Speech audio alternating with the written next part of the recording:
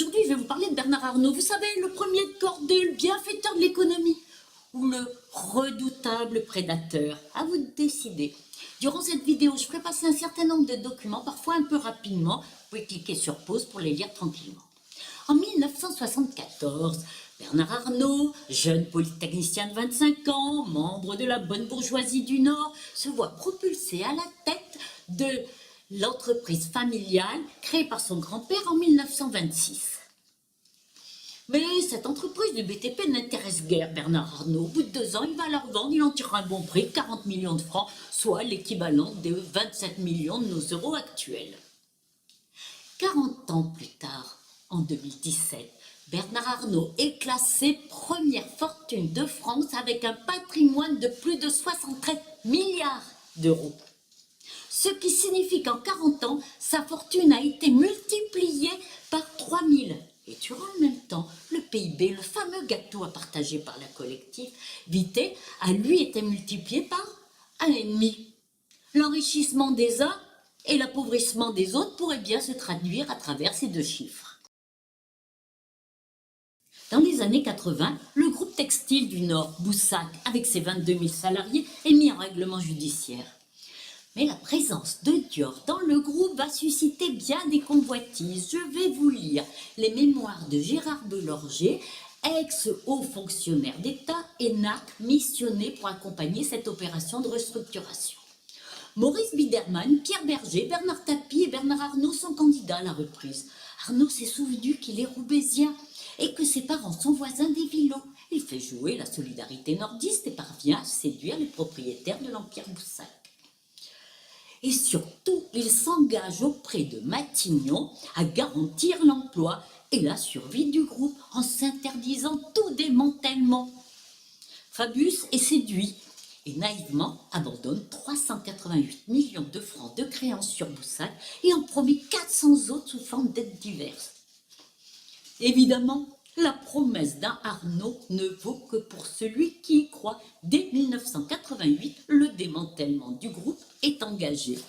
Et pour comprendre les conséquences sociales de ce démantèlement, je vous conseille vivement, si vous ne l'avez pas déjà fait, de regarder le film « Merci patron » de François Ruffin. Par la suite, Bernard Arnault continuera sa concentration sur le secteur du luxe avec Vuitton, Moët et Chandon, etc., etc. Mais il va rester extrêmement discret et secret sur son groupe. D'abord, c'est un grand brouillard sur ces montages d'entreprises. C'est Zone Bourse qui le dit, je lis. Les sociétés de Bernard Arnault sont complexes. La holding de tête, Groupe Arnault SAS, contrôle Montaigne Finance, qui contrôle la financière Agache, qui contrôle 70% de Christian Dior, côté en bourse, qui contrôle la financière Jean Goujon, qui contrôle 47,5% de LVMH, également côté. Il faut suivre. Même discrétion concernant son patrimoine personnel. À travers la presse, on peut relever que Bernard Arnault est propriétaire d'une île privée, d'un château, de nombreuses résidences en région parisienne, à Saint-Tropez, en Belgique, aux USA, qu'il est aussi propriétaire d'un jet privé qualifié de palace volant, d'un grand bateau de luxe. Mais comment a-t-il pu gagner tout ça ?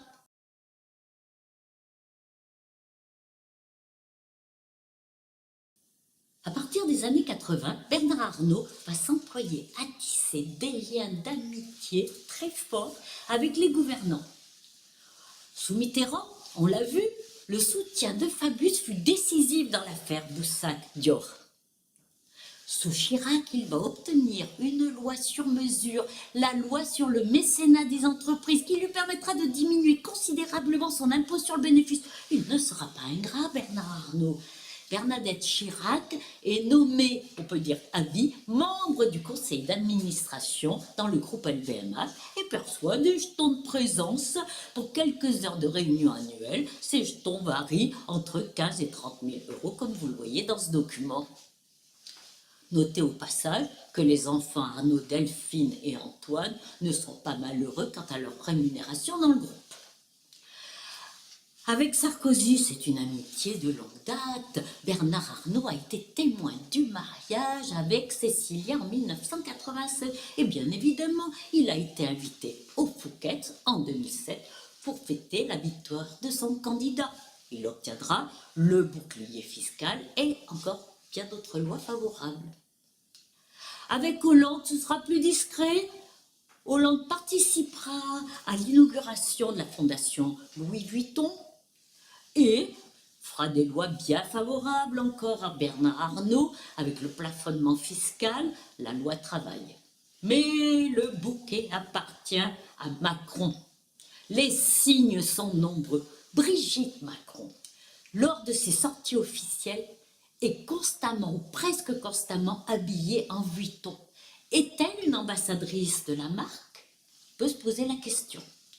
Mais cerise sur le gâteau, lors d'un déjeuner à la Maison Blanche avec Trump, seuls 2 patrons étaient invités, dont Bernard Arnault, qui a eu seul le privilège suprême de manger à la table des présidents. Bien évidemment, ces liens d'amitié se sont traduits par les lois qu'on connaît, suppression de l'ISF, taxe unique sur les dividendes, loi travail, etc. Mais tout ça ne doit pas trop être diffusé. Bernard Arnault n'aime pas qu'on parle de lui, surtout quand c'est en mal. Donc, il va contrôler la presse. Pour contrôler la presse, Bernard Arnault utilisera 2 moyens. Un moyen direct, acquérir les journaux et leur imposer une ligne éditoriale. Ce fut le cas pour les Échos, Investir, Radio Classique et plus récemment Le Parisien. Mais là, les journalistes se sont rebellés et ont dénoncé la mainmise de Bernard Arnault sur les articles. Puis, une manière plus indirecte, la punition.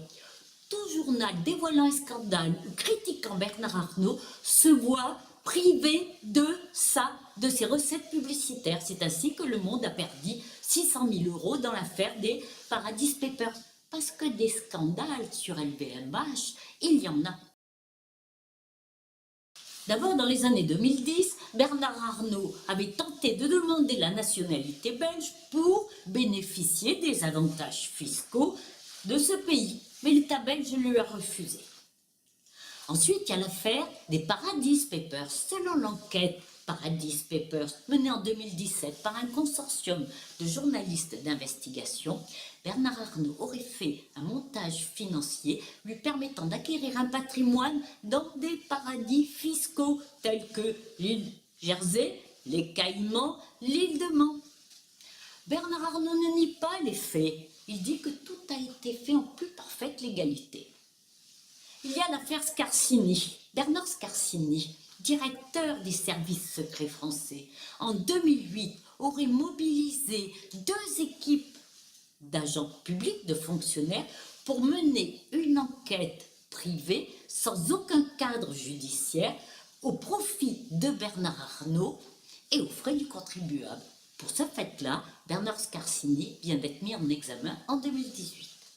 Et puis, il y aurait l'affaire d'un redressement fiscal. Selon l'émission Pièce à conviction de mars 2018, Bernard Arnault ferait l'objet d'un redressement fiscal d'1 milliard d'euros. Ce serait la Belgique qui aurait transmis un dossier à la France parce qu'ils ont un doute sur une domiciliation de Bernard Arnault en Belgique. Là, le groupe LVMH nie les faits. Apparemment, pas le ministre du budget français. Et puis, nous allons voir ensuite les scandales liés au mécénat culturel à la Fondation Louis Vuitton. En 2003, sous Chirac, la loi Aillagon, sous couvert d'inciter au mécénat, a en fait permis aux entreprises de financer une partie de leur publicité sur le dos du contribuable. La Cour des comptes a publié en novembre 2018 un rapport sur le mécénat d'entreprise et elle va pointer un certain nombre de problèmes, notamment la très grande générosité de ce dispositif en matière de réduction fiscale. 60% des dépenses sont déduites de l'impôt sur le bénéfice, ce qui a un coût pour la France en 2017 de 900 millions d'euros. Et la Cour des comptes, elle pointe un autre problème, la très grande faiblesse, voire l'absence de contrôle de l'utilisation de ces fonds par les entreprises. Les chômeurs pourront apprécier. Venons-en à la fondation Louis Vuitton. C'est un beau musée dont la construction a commencé en 2006 pour s'achever en 2014, situé au bois de Boulogne, dans le jardin d'acclimatation. Il accueille des expositions. Mais la Cour des comptes s'y est intéressée et va pointer aussi un certain nombre de problèmes. Initialement annoncé à 100 millions d'euros, le coût du bâtiment s'est finalement établi à 790 millions d'euros, 8 fois plus que le devis initial. Et pourtant, Bernard Arnault est un très bon gestionnaire. Ensuite, la Cour des comptes considère que la réduction d'impôts est particulièrement exceptionnelle puisqu'elle est de 518 millions d'euros pour les 11 premiers exercices pour LVMH. La Cour des comptes va relever aussi un manquement de la Fondation à ses obligations déclaratives vis-à-vis de l'État en 2016. Et elle trouve cela d'autant plus regrettable que les formalités imposées aux fondations d'entreprises apparaissent peu contraignantes. Là aussi, les chômeurs apprécieront parce que, bien évidemment, cet avantage n'a pas été supprimé à LVMH malgré ses manquements. Enfin, la Cour des comptes se pose des questions en termes de retombées.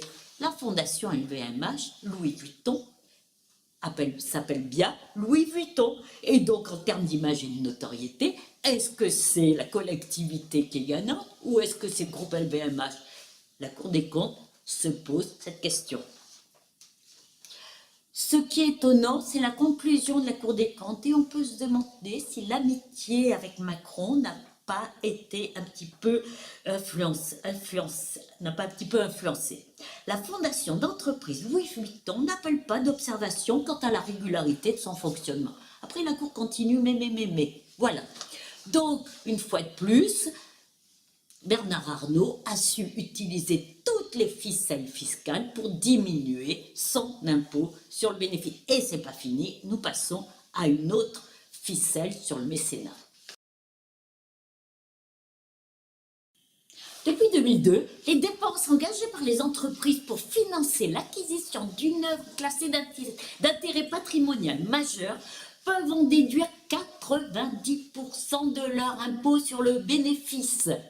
Une fois de plus, la générosité des grands patrons est payée par le contribuable. Ainsi, en 2017, le Louvre a voulu acquérir une œuvre classée d'intérêt patrimonial majeur. Je lis un article de Mediapart. C'est un livre d'heures, recueil de prières sur parchemin ayant appartenu à François Ier. Depuis le XVIIIe siècle, le livre est resté en Angleterre. Et pour que cette œuvre puisse revenir en France, il faut débourser 10 millions d'euros. Certains trouvent que ce coût est un peu élevé, puisque en 2010, un autre livre d'heures de François Ier, toujours daté de 1539, avec un portrait du roi à genoux, a été adjugé, c'était en Angleterre, pour 337 250 livres, soit un demi-million d'euros. Alors pourquoi un demi-million d'euros pour un livre d'heures de François Ier et pourquoi 10 millions pour l'autre? L'écart ne s'explique pas. Mais je n'ai pas fini. Écoutez la suite. Bernard Arnault, sorti de sa discrétion habituelle s'agissant des sommes investies dans le mécénat, est venu en personne annoncer la contribution de LVMH d'une somme de 7,88 millions d'euros. Ça lui reviendra, ne vous inquiétez pas pour lui, ça lui reviendra à peine à 800 000 euros. Le reste, c'est nous qui le payons, mais ce sera lui qui s'en tirera la gloire. Voilà, j'en ai fini avec cette saga de Bernard Arnault. À vous de décider si Bernard Arnault, bienfaiteur de l'humanité ou prédateur de l'économie. Vous connaissez ma réponse.